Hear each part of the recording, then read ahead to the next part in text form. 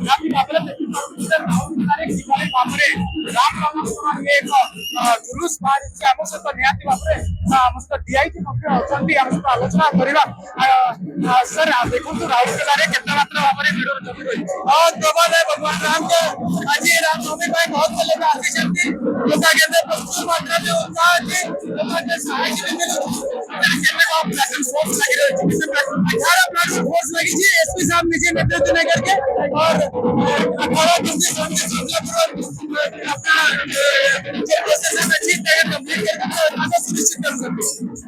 निहाती भाव में आपन देखि पारे ये राउरकेला एक बड़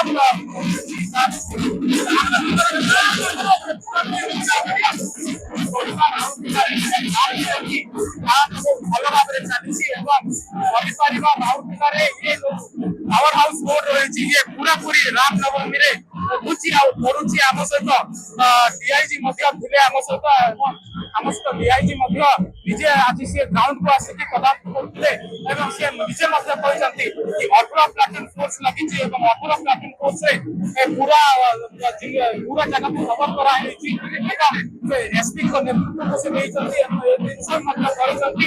ସବୁ କିଛି ସୁନ୍ଦର ଭାବରେ ଚାଲିଛି। ଆପଣ ରାଉରକେଲା